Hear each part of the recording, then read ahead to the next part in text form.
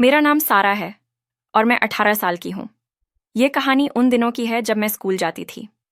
मेरी अम्मी हिना एक प्राइवेट स्कूल में इंग्लिश की टीचर थीं और मेरे पापा दुबई की एक बड़ी कंपनी में काम करते थे।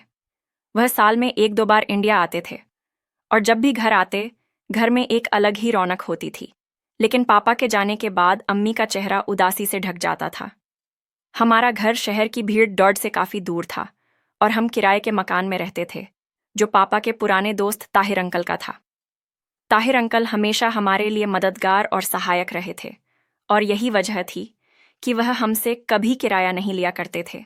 ताहिर अंकल का हमारे घर आना एक तरह से अम्मी के अकेलेपन को कम कर देता था।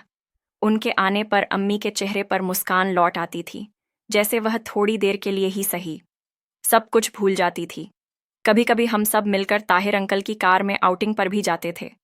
लेकिन फिर एक दिन जब मैं स्कूल से घर आई और जैसे ही मैंने बैग रखा, किचन से कुछ अजीब सी आवाज़ें आईं। मैंने चुपके से किचन में झांक कर देखा तो एक दृश्य ने मुझे हक्का बक्का कर दिया। मेरी अम्मी, जो खुद एक शिक्षिका थीं और खुले विचारों वाली महिला थीं, मुझे उम्मीद नहीं थी कि वह ऐसा कुछ करेंगी। मैं गहरे भ्रम में थी, लेकिन जैसे ही अम्मी बाहर आई और खाना लगाया, उन्होंने मुझे आवाज़ दी। हम तीनों ने मिलकर लंच किया और फिर मैंने टीवी देखना शुरू किया।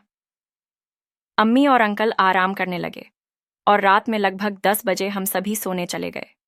मुझे नींद तो आ नहीं रही थी और तकरीबन 2 घंटे बाद जब मेरी आंखों में हल्की सी झपकी आ रही थी तो मुझे चूड़ियों के खनकने की आवाज़ आई। धीरे धीरे मेरी आंखें खुलीं और मैं चुपके से खिड़की से झांकने लगी। मैंने देखा कि अम्मी और अंकल दोनों